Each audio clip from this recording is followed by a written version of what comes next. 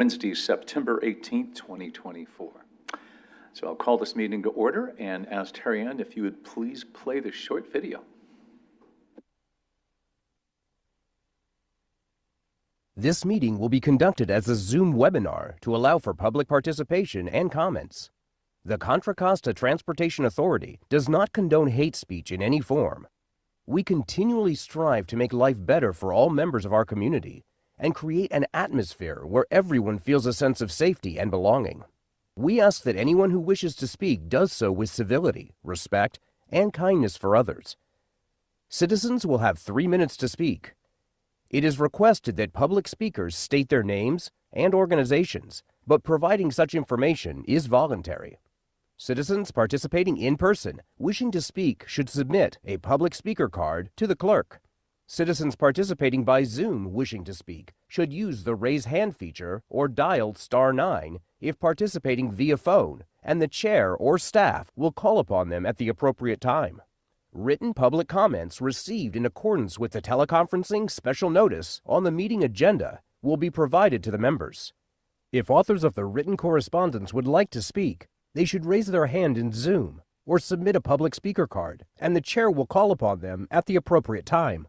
All written correspondence received after that and during the meeting will be entered into the record. Thank you for participating in a meeting of the Contra Costa Transportation Authority.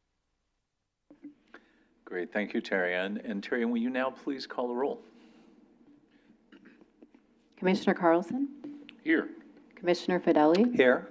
Commissioner/Representative Glover? Here. Commissioner Haskew? Here.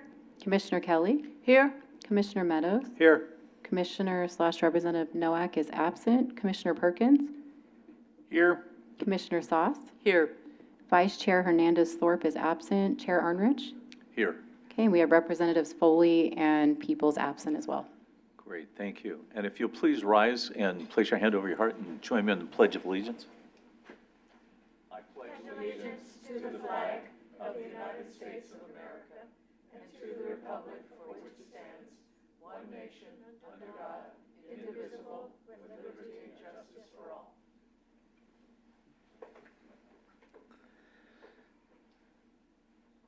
Thank you. And now we will go to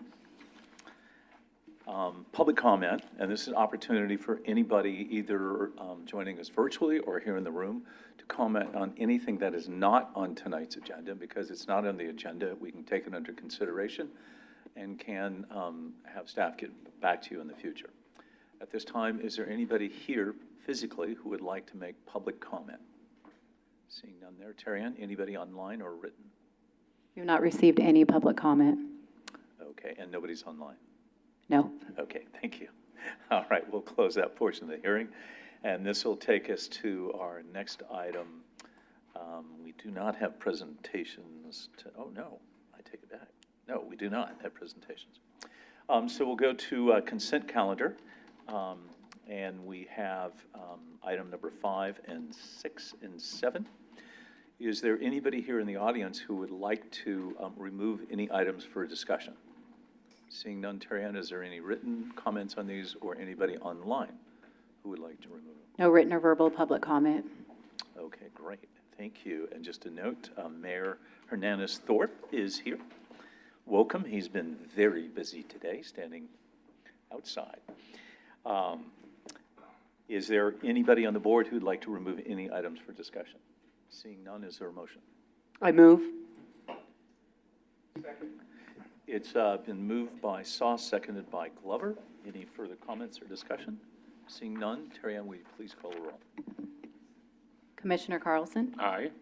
Commissioner Fedeli? Aye. Commissioner Glover? Aye. Commissioner Haskew? Aye. Aye. Aye. Went out. Okay. Commissioner Nowak is absent. Commissioner Perkins? Yes. Commissioner Sauce? Yes. Vice Chair Hernandez Thorpe? Aye. Chair Arnrich? Aye. Motion passes with Commissioner Nowak absent. Great, thank you. All right, this will take us to our regular agenda items, and we'll move to item number 8 under Administration and Projects Committee. Item number 8A is the 2025 Measure J Strategic Plan Overall Approach and Development Schedule. This is not an action item. It is for information and comments, and will be presented by Hisham. Hisham, welcome. Thank you, Mr. Chairman, authority members. Good afternoon. Hisham Raimi, Director of Programming at CCTA. I'm pleased to present this item. We're asking you today to kickstart the process of updating our strategic plan. This will be the 8th strategic plan since you adopted the first one in 2007.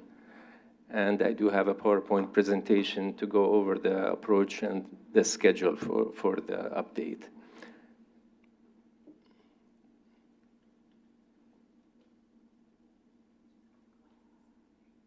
All right, thank you.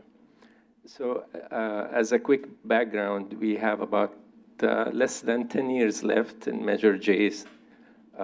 As you know, this is a 25-year measure.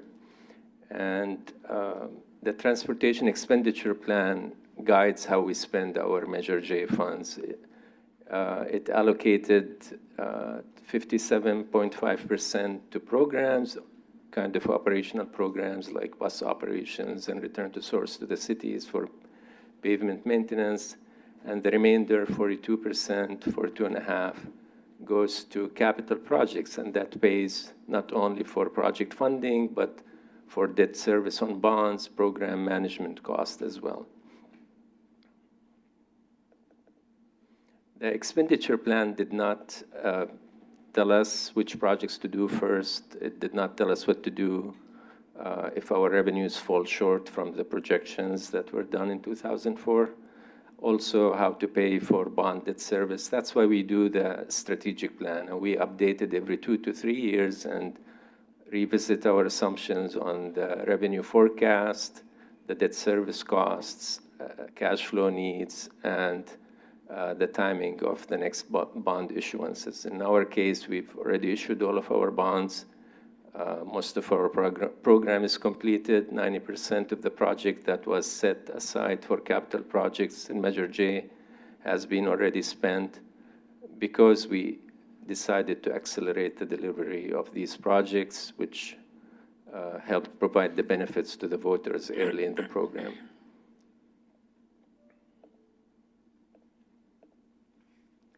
So in the past 3 years, our revenues did better than what we were projecting, about 15% better, or $48 million, which is good news. I'm not here today to talk to you about how we're going to cut funding from projects, but on the contrary, we will be able to add some funding to projects in the strategic plan this cycle. More good news, as you will hear from Brian in the next agenda item, we will be refinancing one of our issued bonds, and we are anticipating up to $6 million in savings, which will go back into the projects. We just finished 2 of our largest construction contracts that we administered ourselves, the 680 southbound HOV, Express Lane, as well as Phase 3 of the 684 interchange. So that removes a lot of uncertainty from our picture. But we do have a lot of other projects that are in the pipeline, and we're getting them shovel-ready. And this slide shows some of them. We're also being successful in getting grant funding to do other type of projects, like the countywide smart signal project, the Safe Streets for All funding for the 5 projects in the county, as well as shared mobility hubs and others. So we're getting those projects shovel-ready as well. This plan will give us an opportunity, basically, because we have less than 10 years in Measure J. It will give us the opportunity to think about how we can use the extra capacity to position ourselves better for our voters when we go for renewal. One of the things we can do is get more projects shovel-ready with additional funding to make sure when we get the renewal approved by the voters, we can hit the ground running like we did with Measure J. We can also focus the funding on doing technology-based projects to show the voters that technology can help maximize the efficiency of the existing transportation system, improve safety, and so on. So when we talk to the voters about Innovate 680, they'll have an example to point to see how effective it was. We can also focus that money to do fewer, larger projects, like we're going to be talking about releasing the next cycle of the TLC and the pit bike program. Those could be focused on few projects, for example, the San Pablo Avenue, BRT in West County, where we can get more people behind it and leverage it to attract other funding rather than spending the money on smaller projects throughout the county. So this update gives us that opportunity to do that. So I will be talking next about 4 factors that will shape this strategic plan. The revenue forecast is the most important one, but also we're going to be talking about replenishing our construction programmatic reserve in the strategic plan, then the timing of the next cycle of the TLC and pit bike program, and the cap that was imposed by policy in 2007 on the consultant program management cost. So moving on the revenue forecast, as I mentioned, the 3 past years were good. We realized more revenues than what we were projecting, about $48 million. We normally ask HDL to do our forecast, and just like the past times, we have asked them to update our forecast for the remaining 10 years in Measure J. And this chart shows the new baseline forecast in black. It shows our revenues since the approval of Measure J in 2004. You can see the big dip. That was the financial meltdown in 2008, and it took us a while to recover from that, about 3 years. We had a small decline in 2020. Thankfully, it was small, and ever since we've been, our revenues have been doing well. You can compare the red line to the black line. The red line is what was assumed 3 years ago in the strategic plan, and the new black line is the new forecast from HDL. As you can see from the slope of the black line, we're assuming less growth than in the 2002 strategic plan, about 2.65% compared to 3.3%. So we're being more conservative. And also we asked HDL to bracket the baseline projection.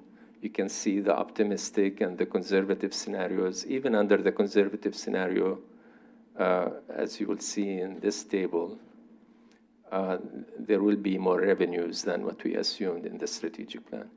We are asking you, so under the baseline agreement, compared to what we assumed in the 22 strategic plan, which assumed $2.58 billion will be generated of the life of Measure J, under the new baseline agreement, the new estimate will be $2.72 billion, or about $135 million more in funding. And as I mentioned early on, 57% of that will be going directly to the programs in Measure J, and the remaining 42% of the $135 million will be available for projects. So on this first factor, we're asking you to basically approve adopting the baseline scenario for the update. The second scenario is the construction programmatic reserve. In the 2013 strategic plan, you adopted a policy to create that reserve to cover cost increases beyond the normal contingencies we put in our estimates. At that time, we started administering our own construction contracts, and we needed a backup plan if everything else failed. And we ended up utilizing it. We carried that reserve, construction programmatic reserve, in subsequent strategic plans since 2013. And in the last strategic plan, we ended up using it to cover the claim, as you know, on 684 Phase 3. So we are recommending that you replenish the programmatic reserve, given that We have several large projects that will be going under construction in the next 3 years, like the northbound 680 Express Lane, the next phase for 684, the 80 San Pablo Dam Road Phase 2, and multiple safe streets for all projects. These all will come online in the next 3 years, and we need to have a contingency plan in case we need to come up with more funding for cost increases. We will come back to you and tell you how much money exactly we're talking about to put in the reserve. In the past, in the last strategic plan, we had $5 million in the reserve, just to give you a reference. But we will come back, of course, and seek your approval on the exact amount as we continue our update. The next factor is the timing of the transportation for livable communities and the ped bike trail funding categories in Measure J. In the last strategic plan, we asked you adopted a policy to hold off or defer programming the next cycle. We were anticipating we're going to have a cash flow capacity, a tight cash flow capacity in 2023 and 2024, but that was based on the old projections. Fortunately, that never materialized. Our cash flow is fine. So we're asking that you no longer defer programming the next cycle of the TLC and ped bike programs. And the last factor is the cap on the consultant program management cost. That cap was introduced by policy in the first strategic plan, 2007. It was thought at the time it will be sufficient based on the traditional way we did business. However, our role has expanded significantly since then. For example, we are doing our own construction management administration, as you know. That required us to adopt policies, procedures, including the adoption of the construction guide. We are more reliant on grant funding. Normally, for a grant-funded project, all the work you put in up to the time you execute the funding agreement is not covered by the grant, so we end up covering that cost. And also, with more grants, you have more administrative burden. You have to do progress reports, reimbursement requests, and so on. And also, as we move into CCTA 4.0, there is a lot of work to be done that requires more coordination, more research. We need to develop, like, for example, a countywide data plan, a traffic management center concept of operation, and so on. So in terms of dollars and cents, the 1.5% translates to about $775,000 a year on average. We've been averaging about $1.2 million a year.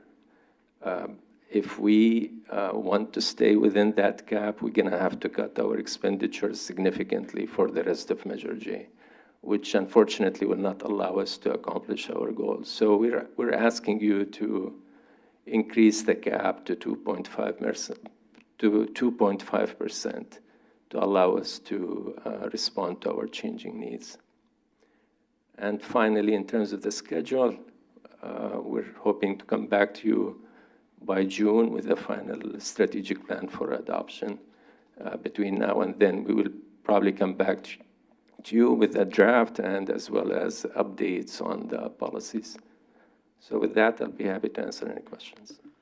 Hey, Sean, thank you. That was very good. When we saw this at APC, we didn't really have a whole lot of comments, but the ask today is, before we go to questions, to be clear, is it's all pretty good news. Good news is that, and he hinted, we are going out, it's on the next item, subject to our approval, to consider going out to refinance to at least save a minimum $6 million on a refinancing. The 1.5% to 2.5%, just so you know, the cost of getting a grant is between $50, $250, and even like the mega grant is almost $400,000 or $500,000. We have used Measure J money to stay within that realm, but it's really hard. That's why we have $4.5 billion of funding that we've gotten above and beyond. And the projections are important to pick the recommendation from staff as baseline. That puts us in the same kind of sort of wise position that we've done in the past. It does raise that. We will have $135 million more to spend over the next 9 years, 9 months. So those are the things, and the development schedule itself, if this is what we all want to happen, and that the TLC bike pad funding, because of all the savings that we see, we can move that forward and actually do the programming, get ready to start January 1st. So questions? Yes, Chris. Sham, thank you for that very succinct presentation. I appreciate it. When you come back with a plan, then, you will be talking more about reserves. I'm referring particularly to the construction reserves. And so will that be a dollar amount that you will suggest to us, or will it be a percentage of anticipated construction costs? It'll be a dollar amount, but we will take into consideration the number of projects in each subregion, and we will have to adhere to the geographic equity throughout the county based on the transportation expenditure plan. So that's why we need to do our analysis Right? before we come back with an exact number in each subregion. Okay, and then will you be coming back with anticipated costs for the different construction projects for these next 10 years? Or is that just really hard to say? No, we have. Because I know costs do go up. Yeah, no, we have cost estimates for all of these projects, but we should be coming back to you no later than April.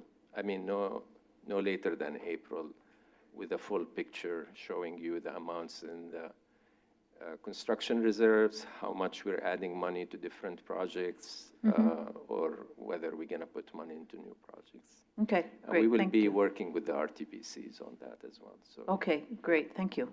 Great, thank you. Renata? Thank you. Great presentation.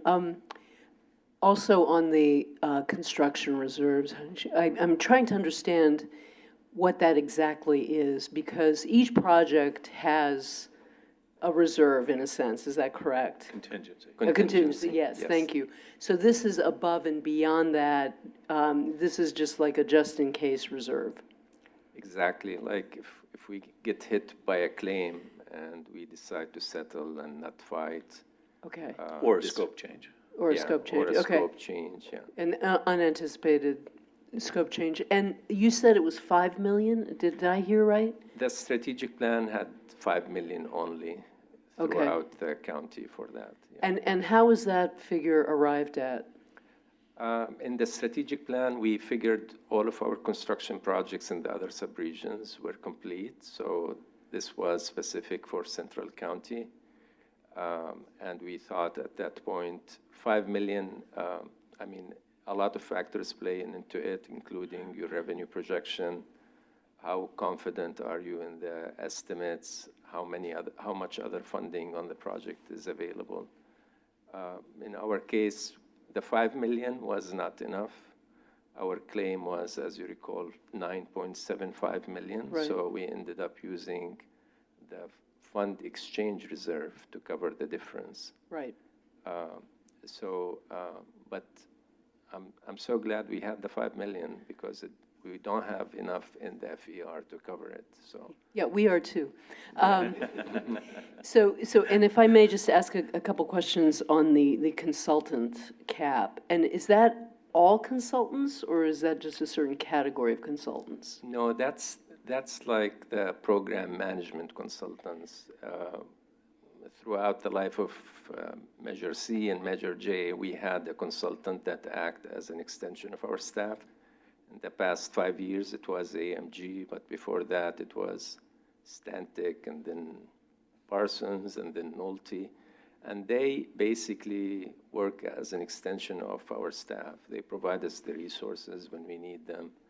They help us with putting together grant applications. They help us oversee projects, and so on. And you just approved in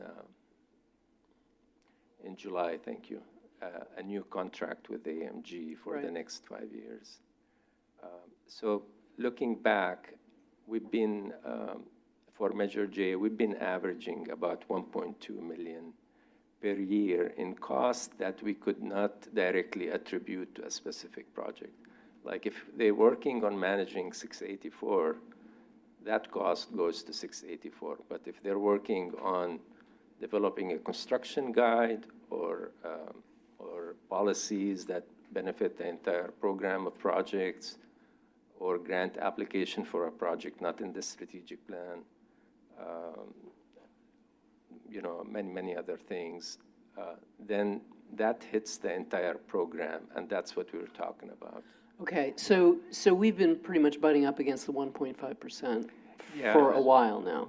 That's right, and that's why we do the strategic plan. We look back at our expenditures. Our goal is to make sure at the end of the measure, we're meeting all our commitments, don't exceed our revenues, Right. and we're meeting all the policies. And we looked, based on our past expenditures, this was basically an issue that we needed to address. We either cut our expenditures or we change our policy. Change the cap, yeah, okay, thank you. Great. Any other questions? Seeing none, then we'll go for public comment. Is there anybody here in the room who would like to make public comment on this item? Seeing none, Terry-Ann, is there anybody online or any written comments? No public comment, virtual or written. Great, thank you. So back before the board for discussion or motion. I'll be happy to make a motion that we adopt all 4 recommendations. And I second the motion. Okay, it's motion by Sauce and second by Luella. How's you? I'm still looking that way, and I'm expecting to see all the women on that side, and they're spread out. Finally, somebody got it. Great. Is there any further discussion or comments? Seeing none, Terry-Ann, would you call the roll, please? Commissioner Carlson? Aye. Commissioner Fideli? Aye. Commissioner Glover? Commissioner Haskew? Aye. Commissioner Kelly? Aye. Commissioner Meadows? Aye. Commissioner Perkins? Yes. Commissioner Sauce? Yes, Vice Chair Hernandez Thorpe? Chair Arnrich? Aye. Motion passes unanimously with Commissioner Nowak absent. Great. Hisham, thank you for that. Thank you, as Chris said, for your concise report. That was very helpful. All right, this will take us to item number 8B, which is approval to develop a financing plan to refinance the Authority Series 2015A bonds. And Brian Keller, our CFO, will make the presentation. Welcome, Brian. Thank you very much, Chair and Commissioners. As Hisham has mentioned in the previous proposed plan for the strategic plan, one of the things we do in finance, or one of the things I do a lot, is work on the fiscal analysis of all of our bonds. We have quite the bonding program. It's something that has delivered all of our projects, as you know, and 42.5% of our money goes to the projects division to pay for these bonds. Over the several years, we have turned our variable rate bonds into fixed rate bonds. And as part of that, it's come an opportunity for us. When you first issue the bonds, in order to sell them at a certain rate, you have to guarantee that you're not going to pay them off in the next 10 years, and there's usually a 10-year call. And so we have an opportunity with the 2015 bonds to go ahead and refinance these bonds. And so when we issued these bonds, we issued them with a premium. And what a premium is current interest rates at the time were probably much lower than 5%, and so you go ahead and say, hey, we're going to do this for 5%. What happens is you get a premium. And so on those bonds, we ended up collecting, I think it was about $24 million. So we ended up with $100 million on that bond issuance for projects. So that went into the projects, and here we are about ready to come up to our next principal bond call in 2025. And so I'm in front of you tonight to ask for permission to go ahead and start the process of looking for underwriter proposals, looking for a bond counsel, bond disclosure counsel as well, and help us start the process to come back in front of you in December to tell you how much money we can save. Some of the estimates, Hisham had it in there, it was about $6 million that we've seen in some of the presentations from certain banks. And so what we do is we go out and we do an RFP that's open to all of the banks to come in and give us their proposals. There's always different methods of what they're suggesting that we can do. They look at our whole bond portfolio. They don't look at just the ones that are callable. They look at some that might be callable the next year. They try and call them a little earlier, put the money into a guaranteed interest GIC that will eventually mature in time for that, and we can save some money on that and do that. So we've been doing that for a number of years, and so with that, I seek your approval to get the process started. We'll continue and be back in front of you in December with a plan. And as you know, markets can change, and so we'll make sure that we get your approval on anything that we do. And I guarantee you, it'll be all about cost savings and making sure that everything works out perfect for us. Brian, thank you. Questions? Chris and then Scott? Brian, thank you very much, and I really appreciate CCTA taking those variable rates and going to fixed rates. It gives me a lot of peace of mind. So a quick question. Today, the Federal Reserve cut their federal funds rate by about 50 basis points to about 4.9%. Do you anticipate having, do you want to comment on that at all? Is that going to help or hurt us? I know I'm putting you out on a limb there, but I thought I'd just ask anyway, because you're a smart guy. Thank you very much. Tim, did you hear that?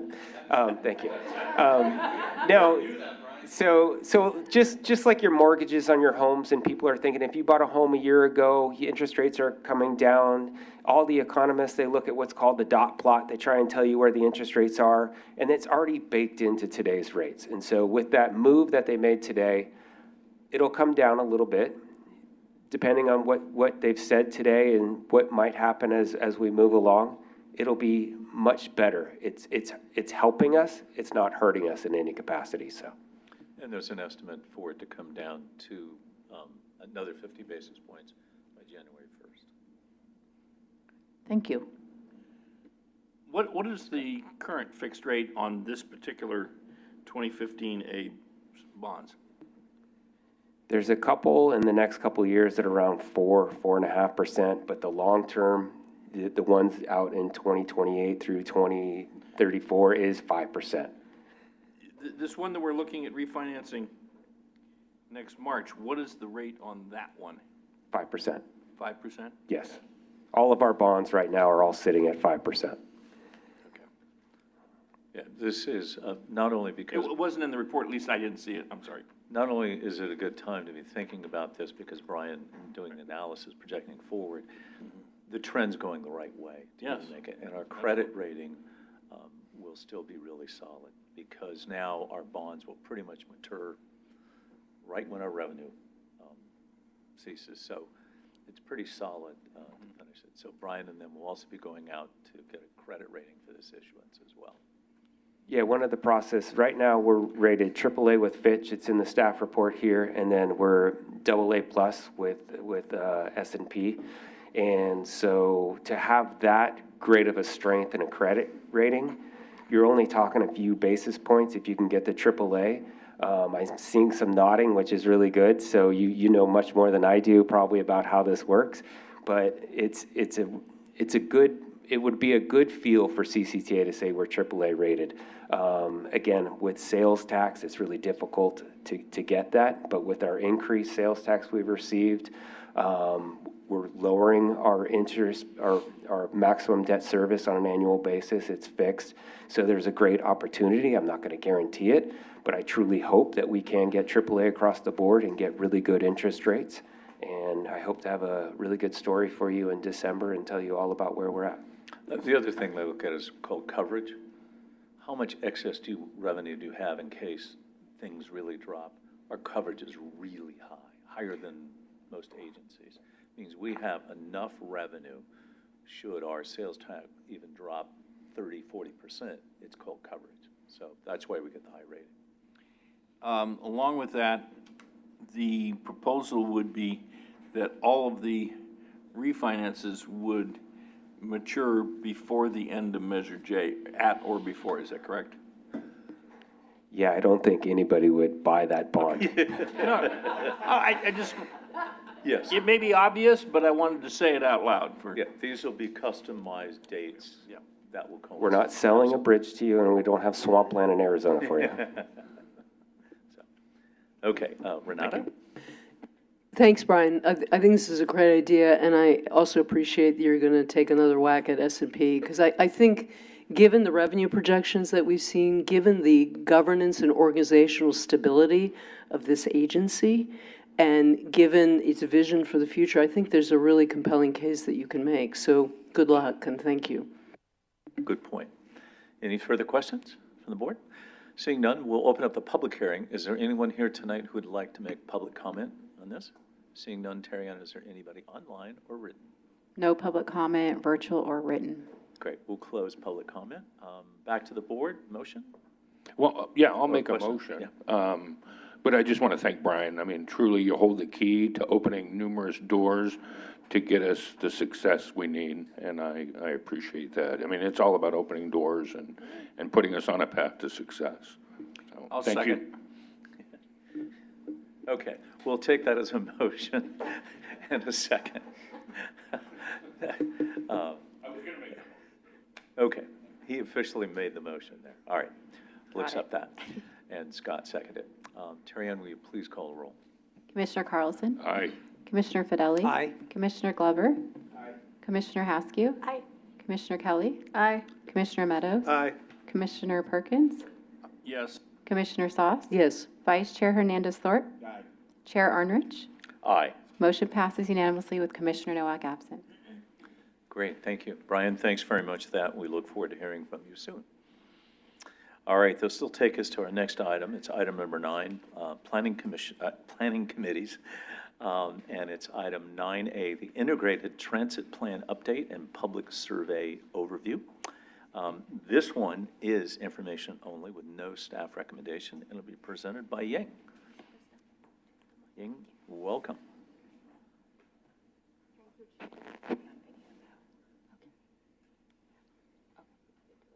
Thank you, Chair. And Microphone. good evening, Thank you. Commissioners. Ying Smith, Director of Mobility Programs. So this evening, we are presenting to you an update on the Integrated Transit Plan, ITP. First of all, would like to hand out that we have prepared a handout for you, which is on your desk. And this, the correspondence is related to the ITP itself.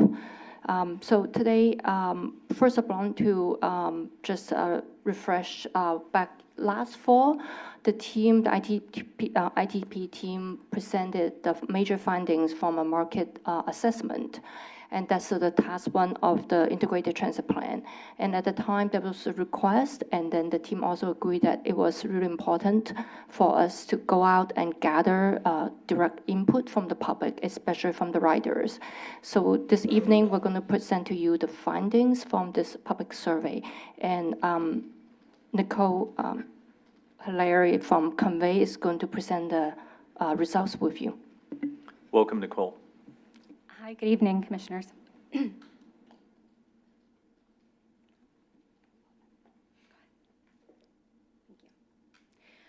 So as Ying mentioned, the purpose of going back out to the public was really to expand our understanding of public input related to the ITP.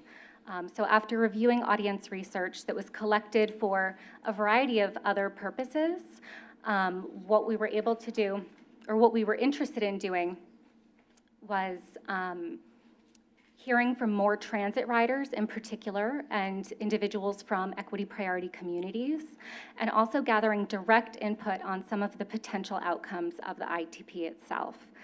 We also wanted to ensure that we had good geographic coverage of these data. So a quick overview, we conducted the survey in early summer, so it was a 1-month effort from June 10th to July 10th.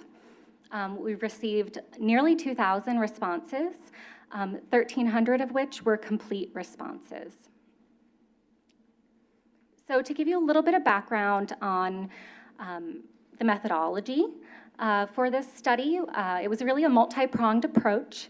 The format was available online, on paper, and by phone, and it was provided in English, Spanish, and Chinese with the ability to request other languages.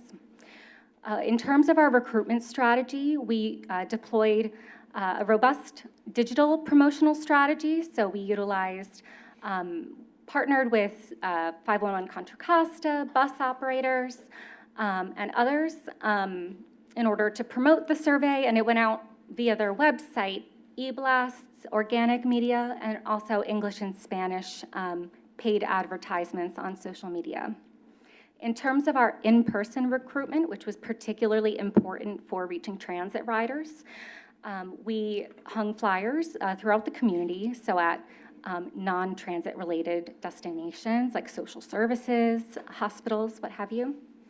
And we conducted over 60 hours of onboard and station intercepts throughout the community. In addition, we had onboard bus ads. Next slide. So to give you a brief overview of our respondents, our sample was quite diverse, despite being a convenient sample, meaning that this was not a random survey of participants. Thank you. We had good representation across a number of groups.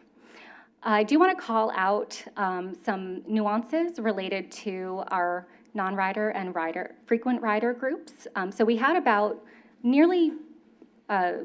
about a one-third split between non-riders and frequent riders who were kind of riding in more like a less than monthly capacity, and then those who were riding frequently.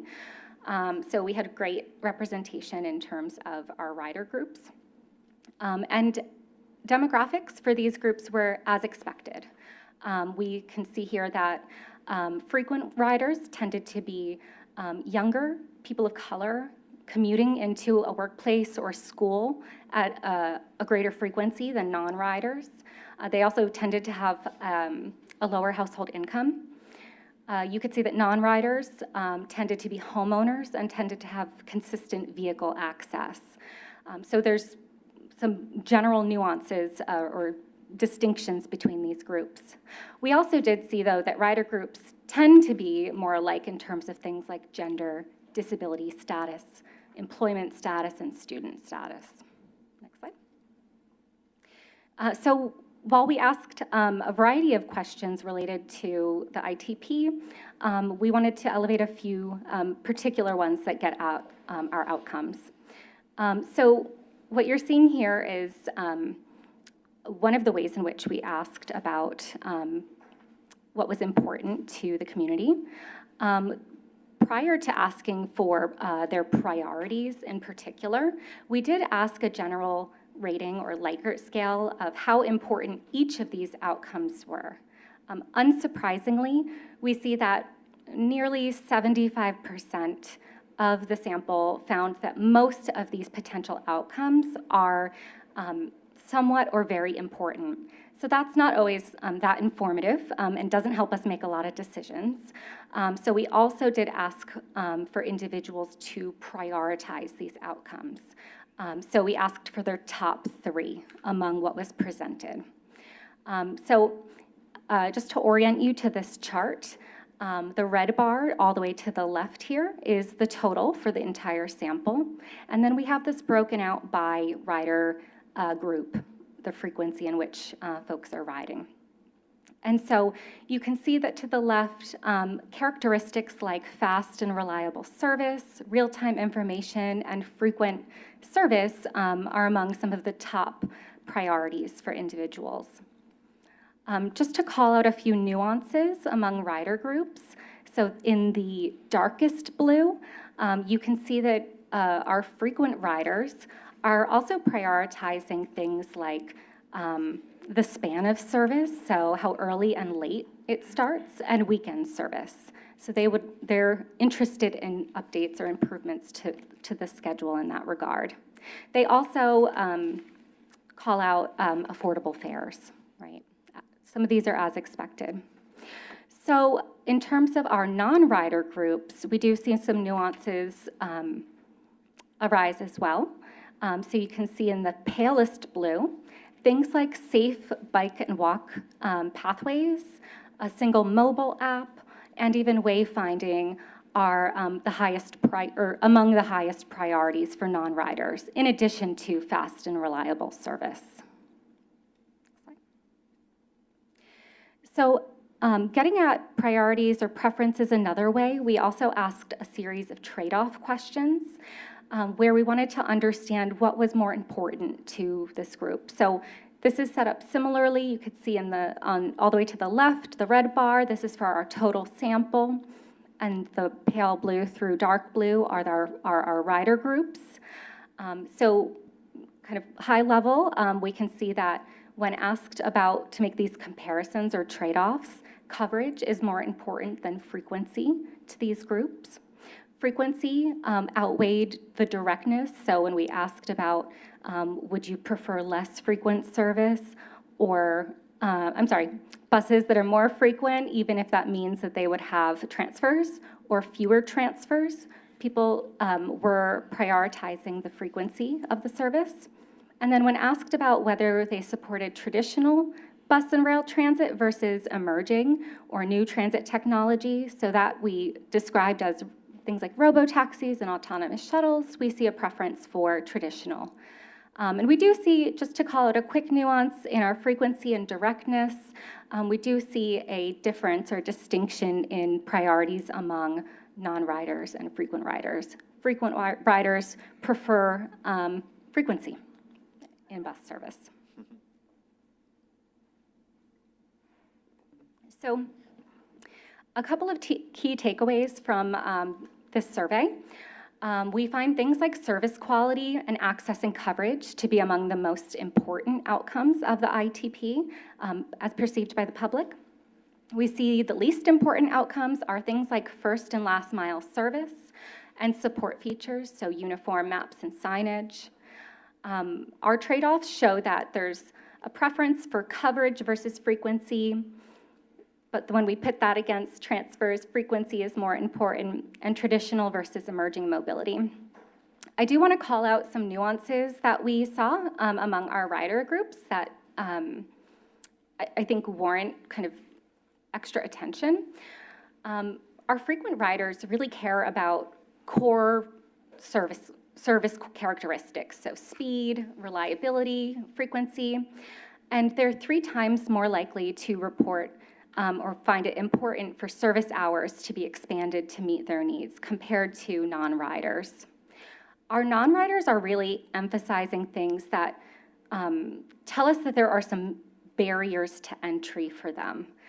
So their priorities are really around safety, accessibility, ease of use. They want to see things like a single mobile app, good wayfinding, and good bike and ped pathways in order to get to transit.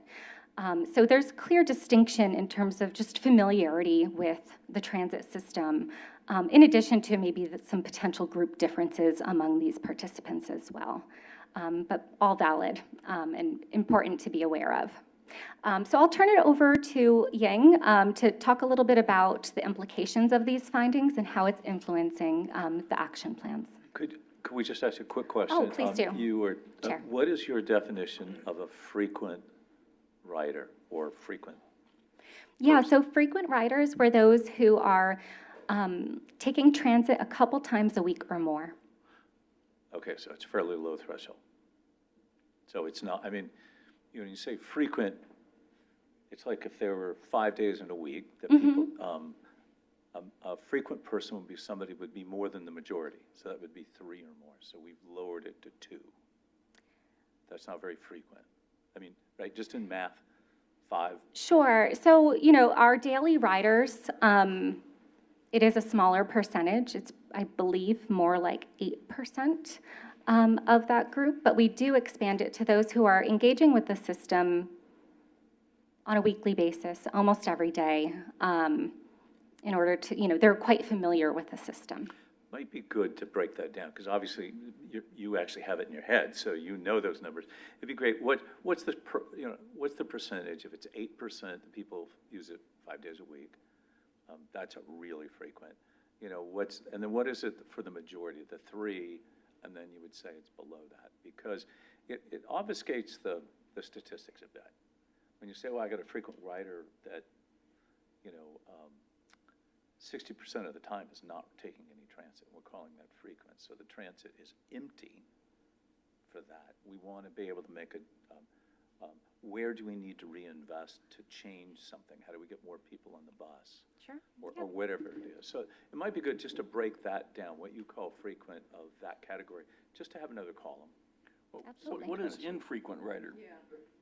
As opposed to, So infrequent riders are those who are taking transit more on anywhere from, I believe it was, they're not responding never. So those are our non-riders. So a couple times a year, potentially, through kind of more on like a monthly basis, I believe. So, again, what he's just saying, that we might then, you could either do the one, I think the frequent rider one needs to be broken down. But you might put a asterisk or footnotes for what the definitions are. Absolutely. So we read it. Because the first value, you say, wow, we've got this. Well, an infrequent rider is somebody who wrote it 3 times in a year or twice.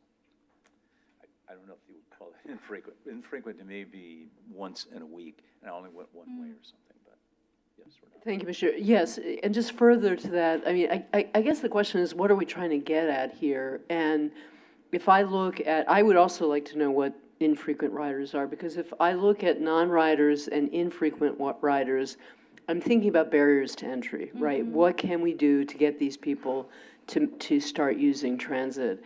Then the frequent riders have already entered the system, so maybe it's a little bit different for them, what sort of incentives and programs and so forth need to be created. So slicing and dicing the data in that way would, to me, be helpful. Right, because ultimately what we're after is what are the solutions with resources that we can do to get more people moving, whether it be on existing services or new services. But Scott? And did then, this include Paul. people that were BART riders as opposed to bus riders? So in terms of categorizing individuals as on kind of that spectrum of frequency, that is specific to bus ridership. So we do have BART riders certainly within the sample, but that was, we didn't necessarily prioritize seeking BART ridership as a criteria. Yeah, because my wife and I never ride the bus, but 4, 5, 6 times a year we'll ride BART, like into the city. So what are we? BART riders. I mean, by your definition, I'm a non-rider. That's right, that's right. Okay, great. And Paul? Yeah, I was just wondering whether pre or post-COVID definitions came into play here, because 5 times a week going to work on BART is a frequent transit. Now, 2 times a week is a frequent BART rider. So there are different frequencies here, and I think BART would love to have a lot of two times a week BART riders. Yeah, there are So maybe that definition needs to be played out too. Right, but it's also understanding it, because, like, for example, BART is at 45%, and the estimates are, maybe it will change a little bit, but that's as of about 30 days ago. That's where they're going to be, might be for the next 10 years. We've seen in Europe a totally different thing. They don't have remote working. We do. Remote working, and particularly in San Francisco, the estimates are it's over 50-something%. People don't have to go to work anymore. So knowing those definitions will inform us in where to put resources. Putting resources, thinking people, if we're on the mindset that we're going to put resources that will attract people to come back, that doesn't work. BART has incredible capacity. We have incredible capacity on existing transit systems. It is where it is. So what do we do to get more people not necessarily riding the same systems? What is it that they need that's not being provided? Because otherwise they would be riding. So that's why a little bit of breakdown in those and understanding who those groups are, so we can try to interpret it as detailed as we can. So, Chris? Thank you. I want to throw something else into the mix, which concerns me greatly, and that is transit-dependent riders. You know, back when I was much younger, at one point, I didn't have a car, and I was dependent on transit. And so frequency was really important. Cost was really important. And I don't want to leave those people out of the mix. I can tell you that in the bus agency that I serve on Westcat, that we've seen a reduction in people who go to the city directly, but a lot more local service. I think AC has seen that as well. And we don't want to leave those people out because they don't have other options. You know, I think that's really, really important. And Point- knowing which lines they're running, because you're right, Yeah. AC Transit, they're actually up on their, what they call their local service. And also the bus agencies, you know, and BART and Caltrain and so forth, they're all facing operational challenges in terms of, you know, so they may have to cut back on some kinds of service. So that will be affecting those people. And one thing I would like to suggest, since I'm chatting here, is I know that a lot of frequent riders may not be interested in on-demand shuttles and so forth, but as this kind of concept moves forward into the future, maybe there will be options for them. For example, if there's an on-demand shuttle that goes to a place where their fixed route doesn't go at a certain time of night, maybe it's a security guard who needs to get back home at 10 o'clock or 11 o'clock at night and can't take the bus and was always having to walk a very long distance. If they can take an on-demand shuttle, be it autonomous or otherwise, at a reasonable cost, then perhaps they can be trained to that possibility. So I hope there's something that can be done in the future for these people. Thank you. We'll go back to Ying. Thank you for letting us dive into that while it was fresh in our mind, as opposed to waiting to the end and we forget. So we'll go back to Ying. Yes, Tim? Can I just chime in here really quick? I think there's a couple things on the screen I just want to emphasize, and is that, if you go back one slide really quick, please. The previous slide that we were just on. Yeah. So, nope. Leave it on the other side, please. The takeaways. The takeaway slide. Yeah, right there. So, based on the data that you saw, you know, there was a huge support, obviously, for frequent riders, right? Based on the existing system that we have today, right? So, frequent riders are using the system as it is today, right? So, which is primarily fixed route service, BART, et cetera. And I think it's important that we continue to provide that service, fixed route service, buses, right? It's important because there's a user group that is using it and finds the existing system very valuable. Where I think, and even with frequent riders, I think the non-riders are really the ones we're trying to get, right? We're trying to capture, right? And so as you think about the non-riders, it was some of the takeaways I got in this was the frequent riders are, one, willing to make transfers, right? They're willing to wait for a bus. They're willing to go and get into a fixed route transit bus. The non-riders are not looking for that fixed route. They're more looking for, how does transit come to me, right? And so I think that is where the on-demand shuttles and microtransit like really comes into play here. And that's where I want to differentiate, because I think you see the word autonomous taxi up there. That's a robo-taxi. That's not an autonomous shuttle. I just want to make that clear distinction, you know, in terms of this, because there was really low support for autonomous taxis, but there was over 25% support for on-demand shuttles, which in that particular case would be autonomous, right? To your point, Commissioner Kelly. So I think it's really important to kind of focus on, we have to build a system that both is providing and supporting our frequent riders, but then expanding service that then is really supporting the non-riders. So we're really trying to serve both groups here, not one or the other. And I think, and like I said, what I'm seeing here is frequent riders are fixed route on a schedule, traditional transit. And I think the non-riders, to get them into transit, are really going to be looking for that personal experience in the car, like the car. They're looking for on-demand, easy to get to, clean, accessible, safe, which could be provided more like in this like more smaller form factor, shuttle form factor, to really help expand. Now, the other big takeaway was the coverage. To be able to expand coverage, there's always been this battle between frequency and coverage. So the only way, you can try to run a lot of buses to do coverage, right? But that may not be cost effective, you know? And so I think, again, that's where the autonomous shuttle really comes into play in terms of using the same labor workforce, using the same, fleet, but then shifting the fleet in the areas where it's more productive, and then leveraging, again, the autonomous shuttle to gain more coverage of the system, into the neighborhoods where these large buses cannot go. And I think, so those were some of the big, takeaways I found in this.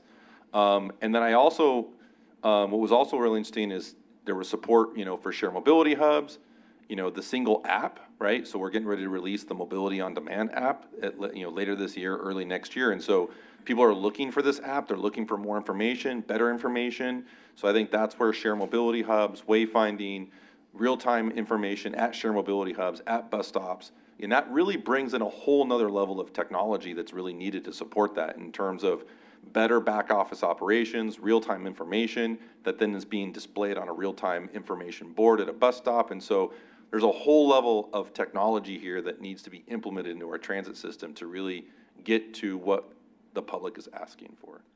I think you're also saying, Tim, that ultimate with that first mile, last mile gaps, all of the technology, whether it be just the app-based and connecting systems, doing on-demand routing for the autonomous shuttles or solutions like that, ultimately it'll support the main lines.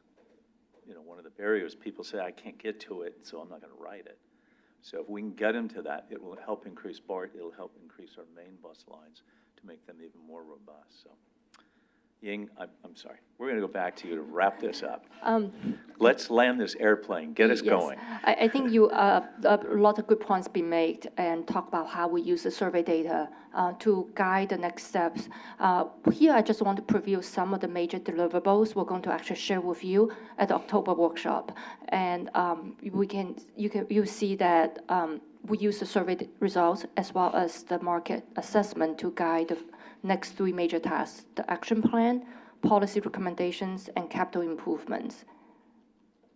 And here's just some, we call it the teaser, so then in October, you're ready to have a good discussion with us. This is one of the major recommendations. It's called transit priority corridors. So we'll talk about the corridors that we have good ridership, good performance, and also great potential for us to increase transit ridership. Here we'll talk about some capital improvements. The gold lines are the transit priority corridors. I don't want to miss the purple lines. Those are the frequent bus expansion. So we want to increase frequency, not necessarily doing a lot of capital improvements.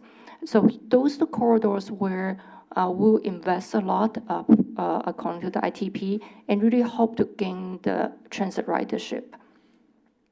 And I want to point out, this is the area we work really hard with the transit agencies, and there's a good level of agreement of those corridors where we invest, and there's many rounds of debate, and I just would really happy to share with you that we have quite a bit of agreement in this area. And the next group is the access improvement zones, AIZs, and you can see that all the BART stations, those surrounding areas, we identify them as the future access improvement zones. And the diamond shape without the circle, those are the proposed shared mobility hubs. And there's more than the BART stations. You can see those are areas we do need some first last mile connection improvements in different forms, in the active transportation, the walking and biking forms, as well as in the kind of on-demand shuttle or other ways to bring people to the transit corridors. And on the same map, we also identify in the green area as well as the green lines. Those are the proposed ATN, the active transit network, autonomous transit network, either in the line format as well as the zone format. In the zone, for example, the North Concord Martinez Station in the future naval station redevelopment area, we think there's some potential for us to introduce newer technology to provide access to the area, both internally as well as connect to a BART station. So a similar concept in West County. Here we see the potential is to have a complementary service to the transit priority corridor in West County. I just want to point out that we have quite a bit of discussion in this area with the transit agencies, and there are a lot of different opinions. And staff is not surprised by that because this is really the area of the newer emerging technologies. So we really appreciate that kind of healthy debate. So the next group is, we kind of just wrap this, all the emerging mobility technologies. We put them in 3 categories. One is that use of technology to provide service, what Tim mentioned, the SAVs or the ATNs. And the next category is use technology to improve operations. This is the area that the customers may not see, but it's more like behind the scene, how we use technology to improve the transit operations efficiency as well as safety. The third category is technology and the customers. Now here we're talking about the customer interface. The MOD, mobility on demand, that's one level. We can see the future that can be even a smarter MOD, mobility on demand, that we could deliver to the customer's home. And there's also area of wayfinding, user app, especially helping people with visual impairment to navigate our train stations. And there are at least a couple examples out there that transit agencies are developing that kind of app to help people with disabilities. So this is another category. And we see that they're like use of technology in different forms, both big and small, to improve service quality as well as the customer experience. The other group is the policy recommendations. What we share with you is just some categories that will, without the details. We definitely want to bring the details to you.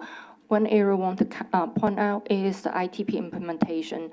We will have some recommendations on CCTA's role in implementing the recommendations from the ITP, as well as other agencies, transit agencies' role in the implementation. So as mentioned, those are the topics we would like to bring to you, as well as the ITP itself, the major milestones coming up. That concludes our presentation. We'll be happy to answer additional questions. A fantastic presentation that we interrupted for a long time, but at least we got most of those questions out of the way. Ying and, is it Nicole? Yeah, Nicole, thank you. I saw somebody move over here. Yes, Renata. Thank you. Thank you. I have a couple comments, if that's all right. I don't have questions, and I don't mean to jump ahead to whatever the topics are for the October workshop. But I guess just two things that I would like for all of us to consider. One is on the riding, the bus ridership, and who are we really targeting? I am very concerned about barriers to entry and addressing those, because we are, as we've talked about in our last workshop, we're really talking about changing behaviors. And to change behaviors, you have to reduce or remove the barriers to entry. And then the question becomes that if you do that and you focus on that, is there the principle of a rising tide floats all boats? That to the extent that we make it more accessible to those who are not riding now, does one also benefit the people who are already riding? I agree with Chris, we can't leave people behind. The ones who are dependent on transit, our paratransit and disabled riders, we have to always attend to their needs. But, this is, I think, about adding people. The other thing is that I know in County Connection, we've seen that the ridership, the commute ridership is not close to pre-COVID levels, but where there is some movement is on weekends and local, as has already been mentioned. So I assume as we're thinking about frequency and coverage that we're taking those behaviors into account. And then my last point is, and I think we brought this up at the last workshop, I know Paul did, is are we really focusing on technology, or are we focusing on the user experience? And technology is a means towards improving the user experience. So when I see a slide that is just about technology, again, that leaves me cold. Because what we're really talking about is improving the customer experience, improving the rider's experience, improving safety. So I just submit that maybe we think about reframing a little bit. That's a really good point.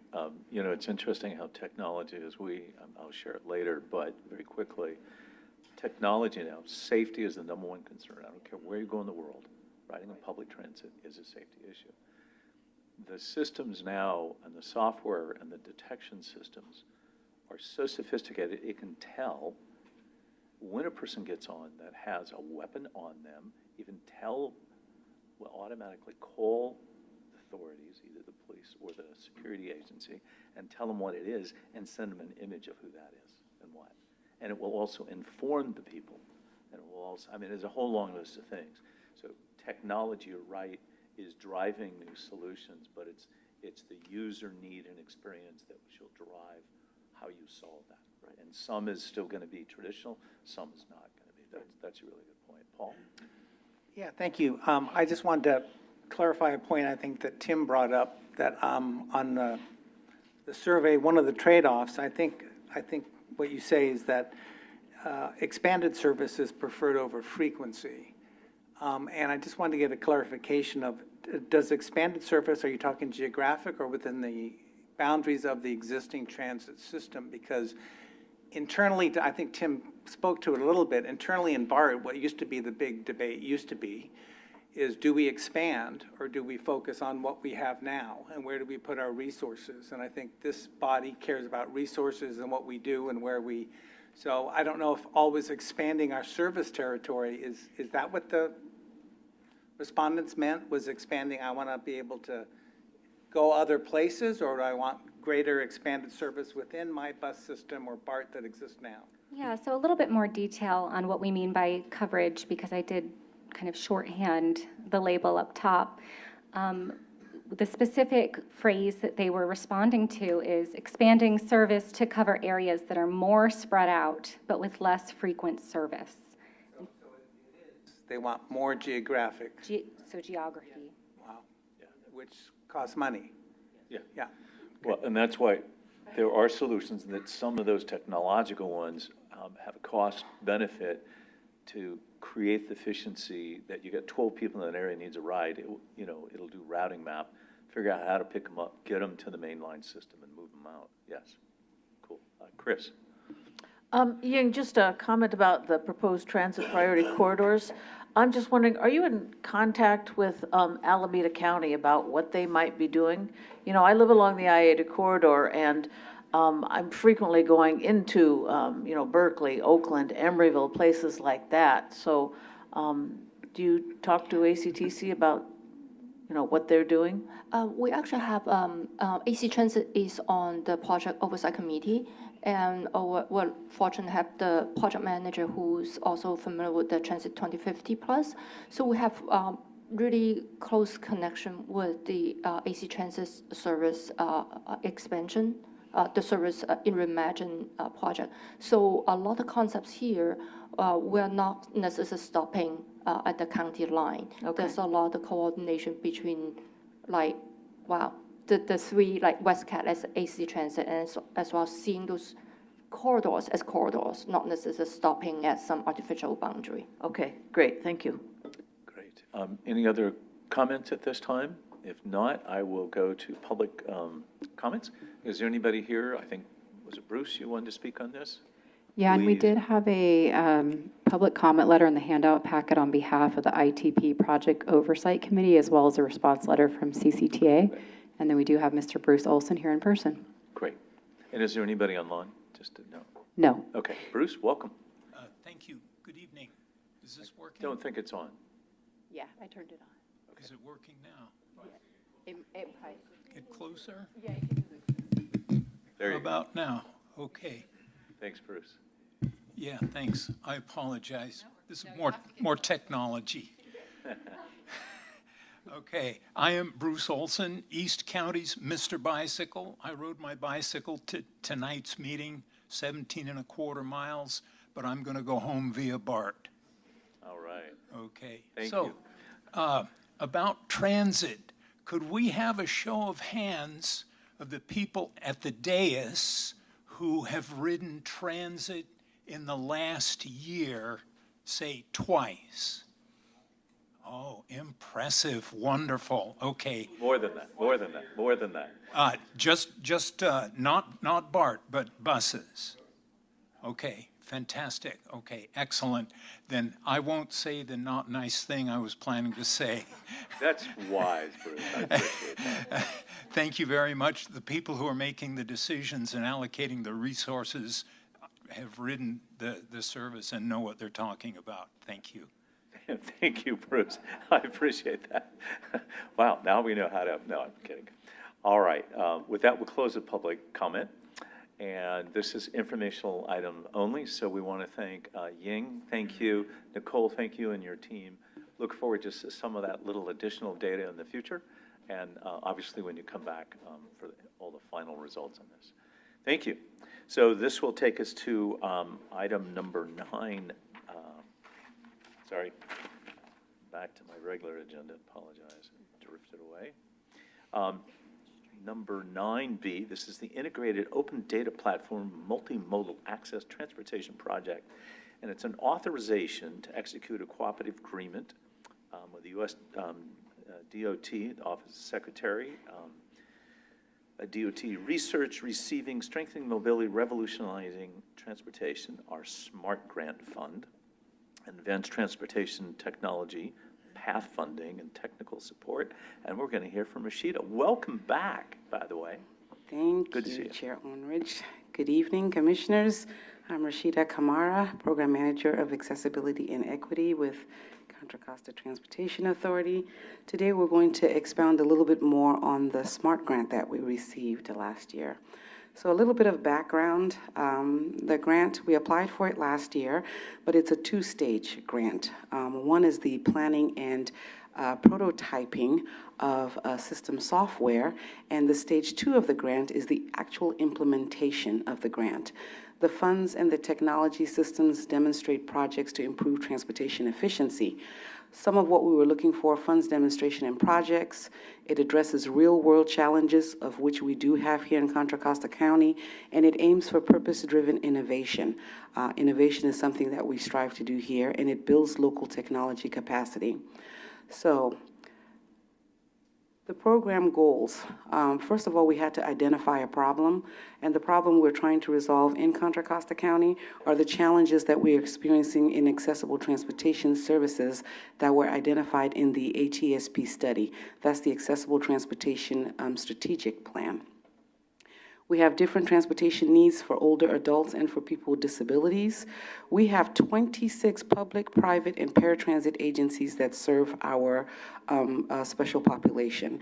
And of course, we have diverse and sometimes overlapping service area. In fact, we have a lot of overlapping service area. So what's the solution? Basically, to develop accessible information. Something popped up on my screen. Develop accessible information hub through live travel updates, increase available transportation options. I'm going to go a little bit into how this ties into what we're currently doing.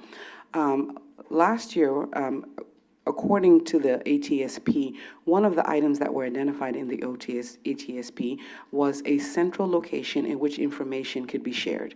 And as a result, we came up with the One Call, One Click call center, which will be housed in the Office of Accessibility and Equity.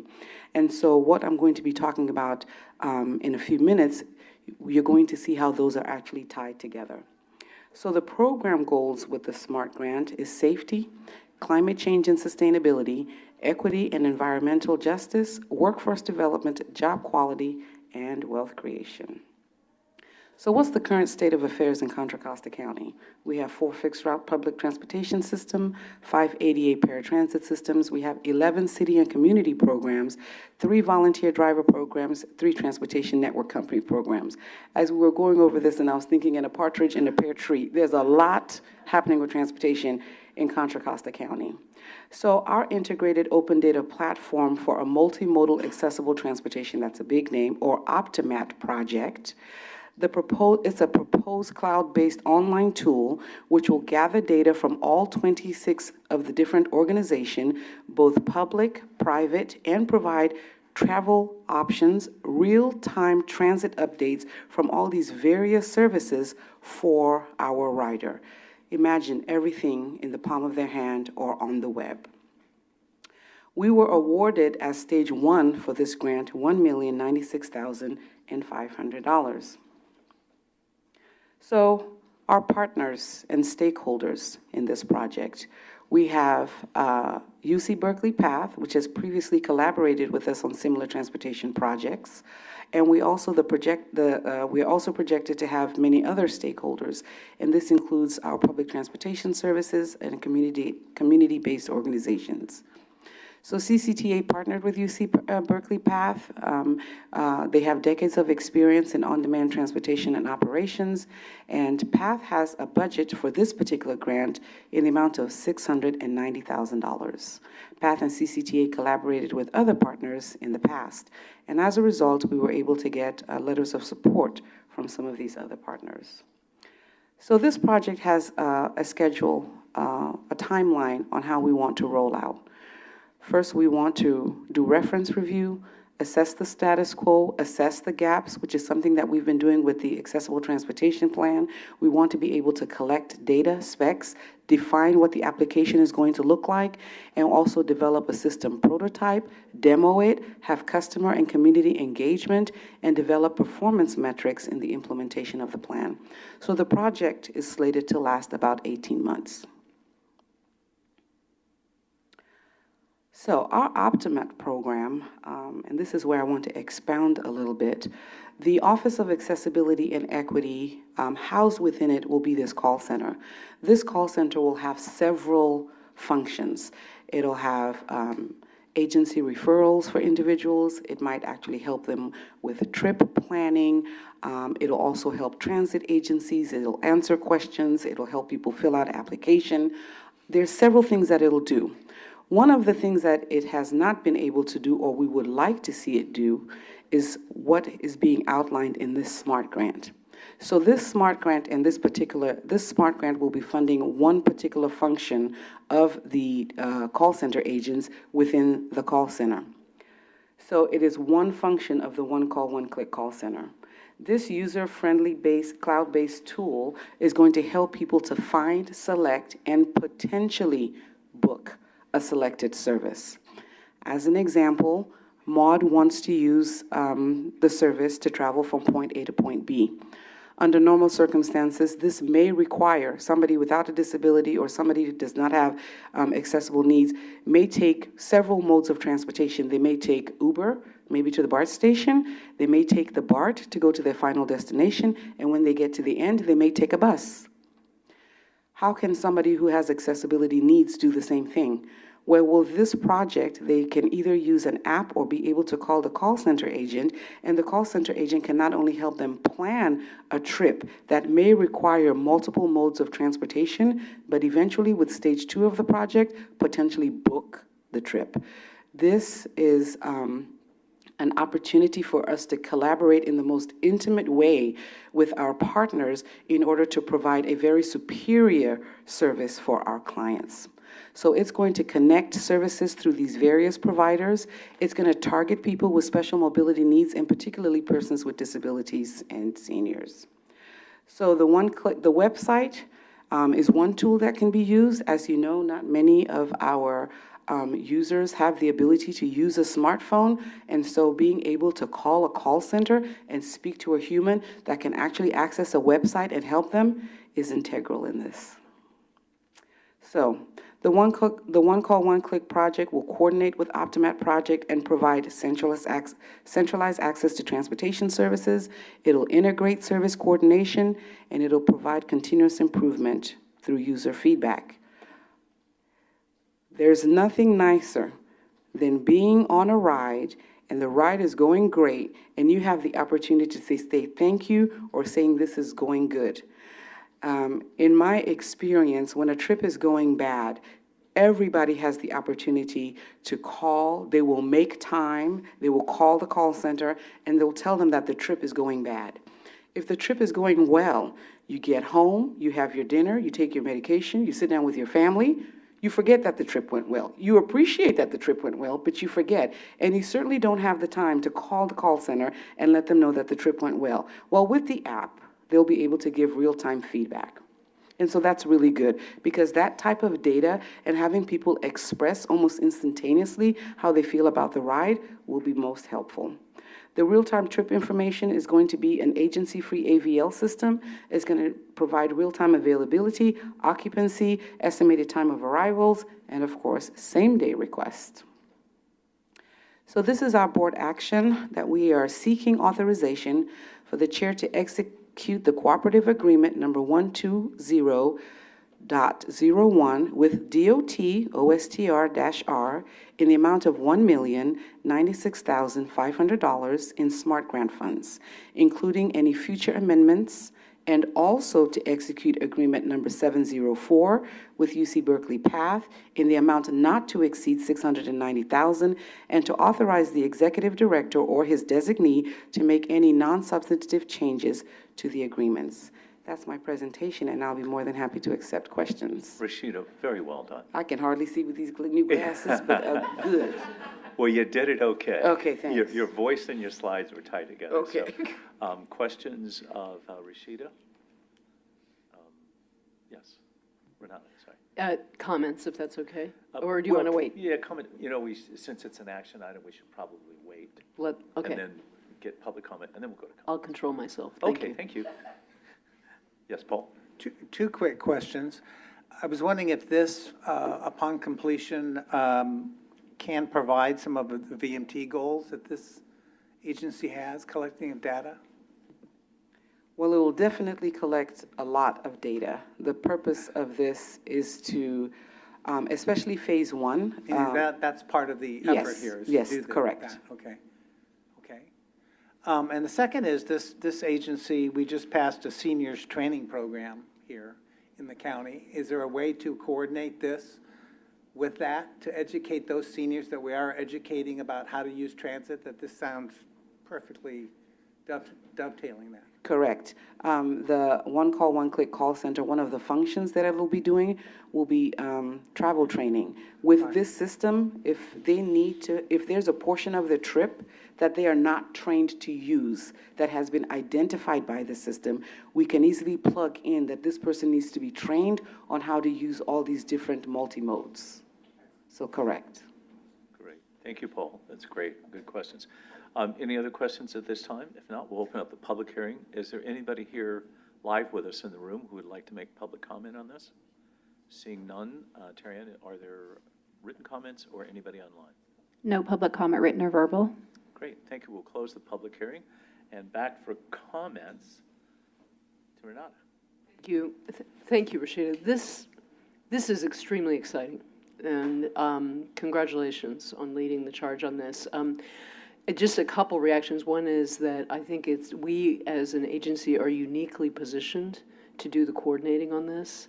And I think it fits our 2.0 vision and our mission. So that's great. Two things about this program that I found really compelling. One is the call center and the ability to speak to a human being. As we all know, that is getting increasingly difficult to do. We get sent through 16 rounds of AI before we get to talk to anyone. So that is critically important.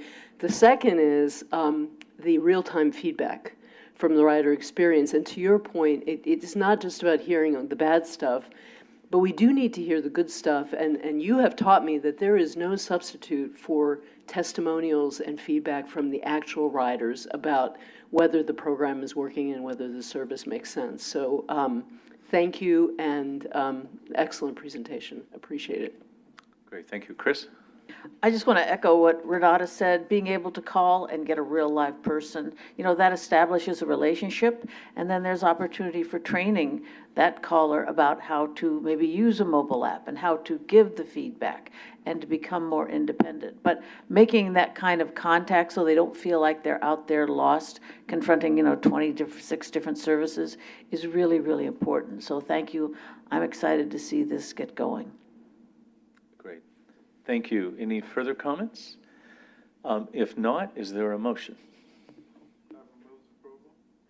And I second. It's been moved by Glover and seconded by Haskew. Any further discussion or comments?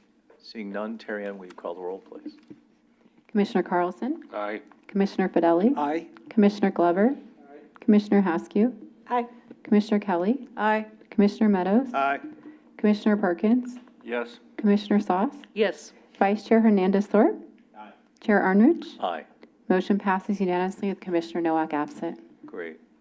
Rashida, thank you again. We really appreciate it. Excellent presentation as well. All right, this will take us now to item number 10. I just want to note there are two documents listed there. Those are both our labor partners, pretty much related to autonomous vehicles. A yeoman's work with our executive director, Tim, but to give a lot of credit to the local amalgamated transit drivers.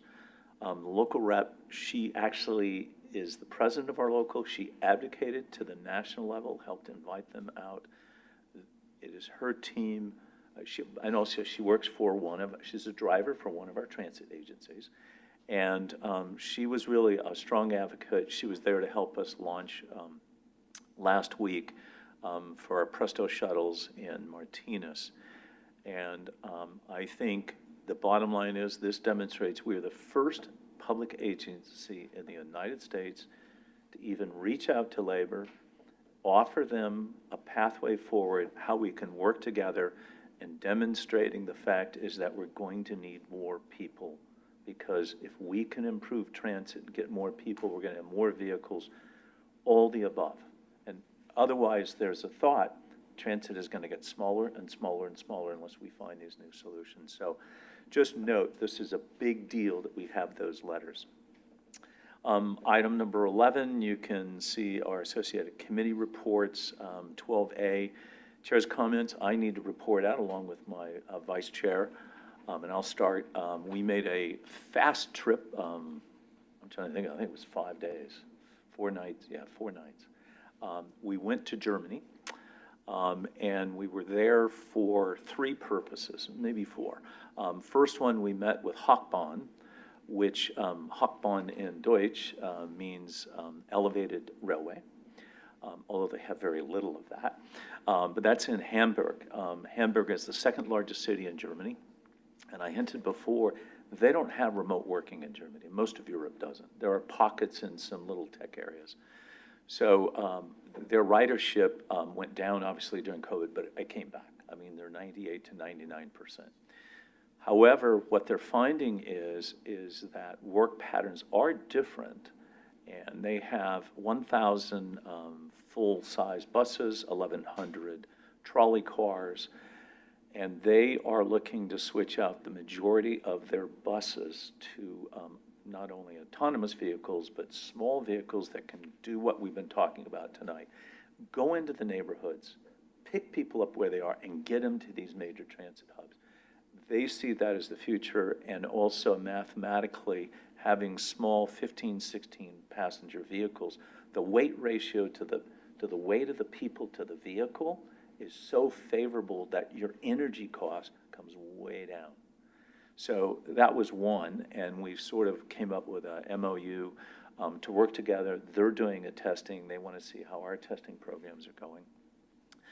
Then we went to Paderborn. So Hamburg is at the very north of, sort of northwest of Germany. Just north of Frankfurt, we went to Paderborn, which is where we visited Bentler, and Bentler is one of the 28 OEMs, which stands for Original Equipment Manufacturer. Tier one automotive supplier. Right. There are only 28 of those in the world. They manufacture all the parts. So we saw, let's just say, a local major electric car manufacturer. They make the structural components, basically the sled or the platform that everything sits on. That was their specialty. They are also the second company in the world that we know about that is making a purpose-built, autonomous 16-person vehicle. And we saw the frame, how they're doing it. They are also one of the world's largest testing agencies, private. So you've seen in commercials where they show a car, how fast the wheel can go up and down and they'll last forever. Well, they have to test that vehicle to make sure it goes 200,000 miles before any structural discrepancies. So we saw how they do that for other car companies, and by the way, all the 3 major U.S. manufacturers, we saw their parts there. And then we also saw the parts for that new autonomous vehicle they're doing. And we were going to get to see the final mock-up we saw in Orlando 2 weeks before. We saw the actual finished-looking facility or autonomous vehicle made by the company is going to be called Holon. There's a big story about what the name means, but that company is now building a brand new factory in the United States on the East Coast, and we saw their model. It has functionality of just getting in and out of it, doesn't drive. That will actually be brought out here. But we had a little technical issue on one of our flights. They canceled us and dumped us and said no other flights. So we were on planes, trains, a fast train, went up to 128 miles an hour. And it has digital information at every seat. Everywhere you go, it tells you what's happening, where you're at, what the timing is. We took off on time, said we were 22 minutes late, and then we actually ended up exactly to the minute on time. It's all electric. And then we had some high-speed automobile rides. We had to make a little emergency trip from Paderborn back to Munich to get people out and back home. And on the Autobahn, you see a white sign with a black circle and a diagonal black line. There's no speed limit. Something I learned about Chair Honorich is that he's a former race car driver.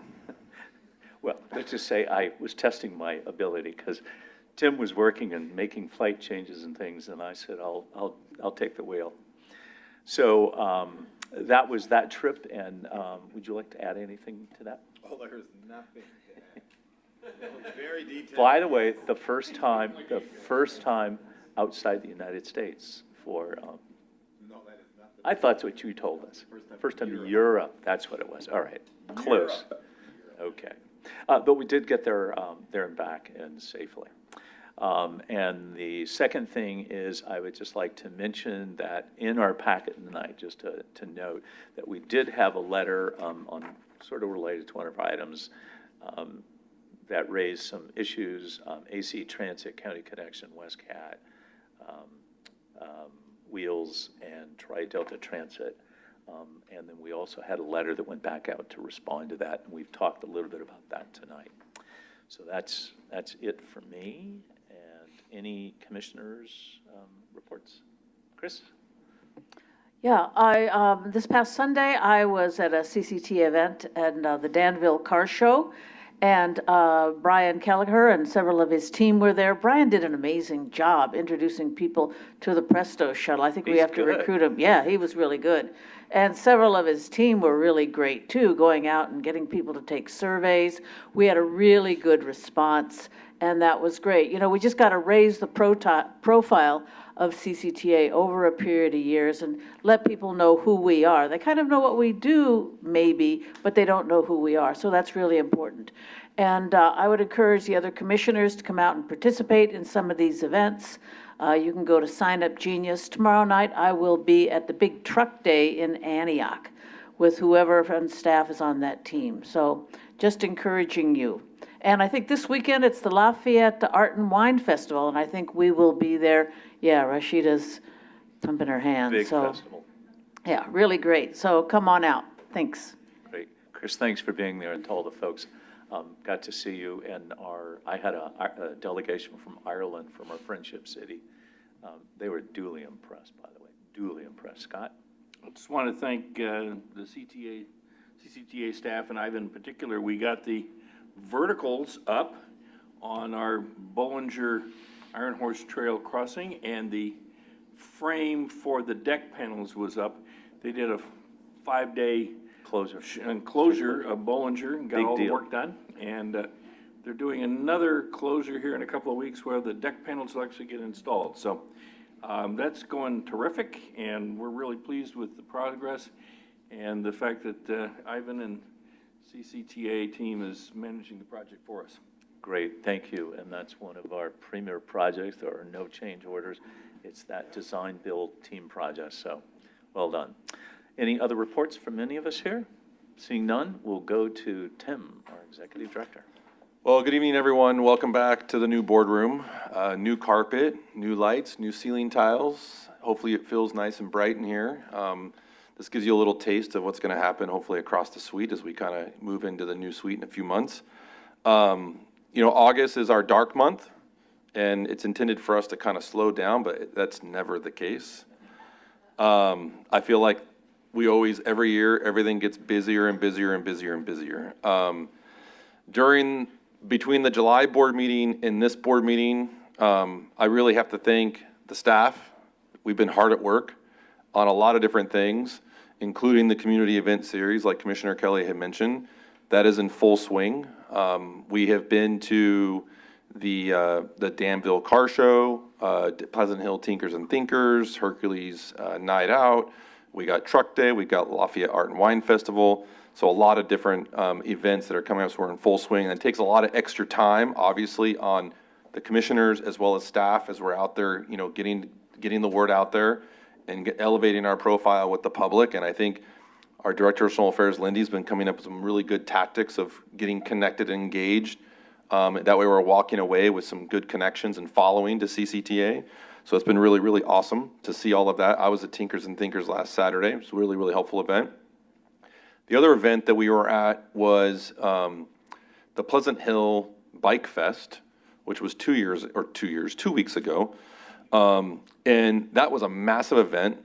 1,000 kids showed up to this event in Pleasant Hill Library, all around bike safety, bike education, and so CCTA and Street Smarts were also at that event as well. Huge opportunity, I feel like, to really elevate, you know, that particular audience, which is really the parents and students, which is obviously really important to a future measure. So during this time period, we launched 2 autonomous vehicle projects, not just one, but 2. So as you're all aware, we launched the Rossmore project on August 1st. That project is a huge success. We have over 400 riders already on that project. They're already looking for expanded routes. We're working with BEEP to come up with a proposal to expand into some of the other parts of the neighborhood. The other project that officially launched on Monday, we had our preview event last week, was the City of Martinez project. And that project is very interesting because it's a commingling of service. So from 2 to 6 p.m. is the paratransit piece, so we're dedicated to servicing the hospital. From 6 to 10 is the microtransit piece, so anyone in the general public can ride the service from 6 to 10 by just downloading the May Mobility app. So for everyone listening and everyone here, download the May Mobility app and you'll be able to get access. It's a point-to-point system within the service area, so it's not necessarily fixed route where you have to go stop at all the stops. It's very point-to-point, which that's what the non-riders want. The non-riders want this point-to-point direct service, and that's what this project is all about. And so we're excited to kind of see the results of that. And just to add, what's different about that, it's the first time we've done this. This is in a car, a van, and it drives the speed limit, right? Our other shuttles are all limited at 14, 15 miles an hour. This drives, if the speed limit's 35, it drives 35. It's pretty exciting to be in that vehicle. We took a drive in it, and it drove all by itself. It went into parking lots. So it will take you to the Safeway. It'll take you to a variety of stores. This is real service. So people were really jazzed about it because, as Tim mentioned, but to just note, it drives the speed limit. And when it takes off, it, just like you, it drives, and it did a really, really outstanding job. Yeah, I mean, there's a particular use case there because we're doing paratransit rides in the afternoon. It obviously has to be ADA compliant, wheelchair accessible, and the county hospital is very excited about that as well. I will say on the Rossmore project and the Bishop Ranch project, you know, we are having some issues with the reliability of the actual vehicles, and I want to kind of expand a little bit more what Chair Arnrich was talking about relative to the trip to Germany. The vehicles we're using at Rossmore and Bishop Ranch are prototype vehicles, right? They're not what we're calling automotive grade. And so this company, Holon, they are manufacturing, or at least claiming to manufacture, an automotive grade, ADA compliant, Federal Vehicle Motor Safety compliant, and Buy America compliant. And that's the announcement in terms of manufacturing the shuttle in United States. No other shuttle has committed to doing that, particularly in the purpose-built arena. And so they're the only manufacturer has submitted a Part 55 exemption for the FMSS compliance with the National Highway Traffic Safety Administration. So that's what really kind of piqued our curiosity with Holon. And the really cool thing is Holon is taking the show car shuttle that we saw in Orlando. They're taking it to Anaheim, California for APTA Transform, and they're going to be bringing it here to Contra Costa County. And it's going to be here for an entire month. So I will be working with Lindy and Terry Ann to get all of you out to Gomentum Station and to really see what this vehicle looks like. It's much bigger than the Beep shuttles, the Rossmore shuttles. It's not your small little low-speed shuttle. It's feels very big, Federal Vehicle Motor compliant, safe, more safe, et cetera. So that's really exciting. And it'll go up to 45 miles. And it goes up to 45 miles. It was designed to be on arterial roads or residential. So, and now with that, you know, obviously a lot of autonomous vehicle projects out on the road is garnering attention from labor. We got the resolution from Contra Costa Labor Council. We have a response letter to them. We are fully committed. I know this board is very fully committed to labor.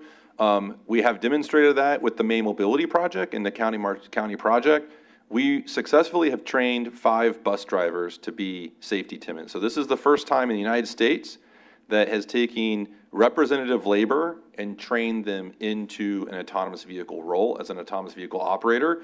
And just to give you an idea what that looks like is we've identified that career pathway, we have done the training, and they have to take an online training, they have to take training at Gomentum Station in a secured environment so they can understand when to take over and how to operate the vehicle, when to disengage, when to report disengagements, et cetera. And then the third element is actually testing the vehicle in the service area. And so once they check the 3 boxes of those 3 areas, they actually get certified, officially certified by DMV as an official autonomous vehicle operator. And this is the same permit that, you know, drivers, you know, in other autonomous vehicles like Waymo and Cruise, et cetera, at least when they did have safety attendants in the vehicle. So that's really important, and we've been really focusing on the labor component. We had, just to build on Chair Arnder's comments, the Alameda Transit Union has been at the Gomentum Station twice. The first time they came with their local, and then the second time they brought both statewide and international. So there was people that flew in from DC, from their executive leadership to come to Gomentum Station. They like what they heard from us. And so as Chair Armich mentions, we're the only agency, and I know this because ATU has told me, we're the only agency in the United States to actually be approved by their executive board to be engaged in this space. And they are excited about what we're doing with May Mobility to the point that they want to do a number of presentations next year at a number of autonomous vehicle conferences. So it's going to be great to be able to promote our partnership with May Mobility, ATU, County Connection, and CCTA. Another big thing, we've been really hard at work over the last month or so, Bollinger Canyon. So thank you for that, Commissioner Perkins. And then also funding. So funding's been, and so I just want to really thank you all for our support, as well as CCTA staff, you know, really supporting all of these grant applications that have been going in. It takes a lot of work, it takes a village to really be successful. We've been, since the last July board meeting, we've been successful with 2 grants. One grant is we received about a $1.5 million grant to develop a countywide evacuation plan. So hopefully you all saw that. I know a number of you are really excited about that. And that really, again, justifies, I think, and validates CCTA's role in taking another step in this operational role to help evacuate, you know, the local jurisdictions and coordinate the signals and coordinate among all the local jurisdictions to be in that role. And then the other grant we just recently got announced this week, was we got a $1 million grant from Build America Bureau for innovative financing and asset monetization. And that is for doing a $1 million study for a P3 project that will look at a design, build, finance, operate, maintain P3 model for the entire Share Mobility Hub network in Contra Costa County. So that's a really exciting project, first of its kind. And then MEGA. So I reached out to a lot of you last week. I confirmed that Mega's on the secretary's desk for consideration. I'm pretty optimistic, and we should be hearing something probably in the next couple days.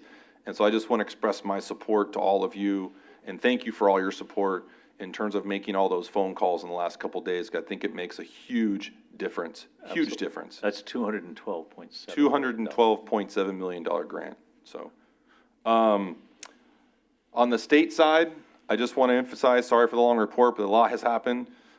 Sacramento, Stephanie Hu, Lindy and I, Hisham, Ivan, all of us have been really working hard, getting us ready for SB1 applications, which are due in November. So like we have to work on a lot of grants, very expensive, goes back to that 2.5%. And so through those grant applications, we did select an alternative for the northbound express lanes project. We did select alternative 2 and got support from Caltrans and MTC on that, which I know was a big deal because there was a lot of discussion between the general purpose lane conversion and lane widening. So I want to confirm with all of you that we did select the lane widening alternative with the associated VMT mitigation. And so we are now getting ready to ramp up and submit that application for solution. That's a huge ask. It's $97 million. And so it's going to, again, it's going to take more than just letters of support to secure that funding from the state. So I will be looking out to all of you to help support that as well. And similarly, we have the Trade Corridor Enhancement Program for I-680 State Route 4, and that's $58 million that also is going to be going in. And then lastly, Commissioner Glover and Commissioner Nowak has been representing us at the regional level with the regional transportation measure. There's been a number of meetings with the select committee, and I know Representative Nowak would be provided this update if she was here, but they're really looking at 2 different scenarios right now. The first scenario is a 4-county regional transportation measure that includes San Mateo, Alameda, San Francisco, and Contra Costa. It does raise just barely enough to cover the transit fiscal cliff. And then it's also a 0.5% sales tax is what's being proposed and considered. And then the second scenario is a 9 Bay Area measure that raises more revenue with a combination of both a sales tax and a payroll tax. And so it's a 9-county Bay Area measure. And I don't think, there's a lot of support for that, but I know there is a number of counties that are still looking at that in terms of garnering enough revenue to cover not just the transit fiscal cliff, but also be able to provide some more transit transformation. I think that's it. A lot going on, particularly in the funding realm, to bring in these dollars into Contra Costa County. And again, thanks for your support. And again, thank you to all the staff who's been supporting me and supporting the board on all these grant applications. So, and happy to take any questions. Excellent. Tim, questions? Anything at this point? Tim, thanks for everything. I forgot one thing, sorry. I want to go back to this Hawk Bond thing really quick. So Hawk Bond, we said they're using shared autonomous vehicles for expanding First and Microtransit. They actually are more focused on using the shuttles to replace their fixed route bus service. So they're looking at basically saying, hey, we're going to disaggregate our buses. Rather than running a bus every 20 minutes, we can then replace that bus with 3 shuttles and then be able to take that bus driver, move it into remote assistance, and now not only that provides a direct pathway. We're not trying to eliminate jobs, and now they're now operating 3 shuttles rather than 1 bus, and now they're able to provide 3 to 5 minute headways in that same fixed route corridor using shared autonomous vehicles. And so that's really what they're focused on. And by doing that, because they're getting more frequency, more ridership, their business model goes up from 5 or down. So right now, their current business model is about €5 per kilometer. And with those efficiencies and providing more service, they're actually able to cut their business model in half to €2.50 per kilometer. So it gets into the business models and using this technology to be more cost effective, be more efficient, improve ridership, and then less subsidies for transit, and then be able to expand more frequency, more service in terms of coverage and frequency. And so that was a really, really big takeaway from us. And so they are preparing a formal business plan to compare bus service to shared autonomous vehicles. It's supposed to be done by the end of the year. And a big part of this MOU was to actually learn more about that business plan, learn more about what they're doing, and we're going to be touching base with them probably early next year as well as probably invite them out for the Redefining Mobility Summit as well. So I think that's really important. It's really awesome when you're able to find a transit operator that's being that innovative and more, and that forward thinking and thinking about how to leverage technology to I think it was Commissioner's Fidelity point, or no, it's Commissioner Soft's point. It's not about the technology, it's about customer focus and how to leverage technology to provide a more customer-focused, multimodal transportation system. Yeah, it's a good point, Tim. Their entire, is a big agency, you know, so they have 2,100 fixed routes from streetcars. Is this the Hamburg or the other? It's in the city of Hamburg. We always said Hamburg, but it's Hamburg. And Hochbahn runs all the public transit there. Yeah, they are, it's a major entity. They have 6,000 employees, and they don't expect it to change any employee base. They're going to change more vehicles and actually expand their service. It's amazing. But okay, any further business? Note, our next meeting is not the third Wednesday. Is that correct? We are the fourth. That's correct, because I think League of Cities, I think? Yes, correct. Right. So just note to your calendars that it is October 30th, the day before Halloween. So. Yeah, and we also have the workshop coming up. But we will adjourn this meeting till October 30th. Thank you, everybody. Good night.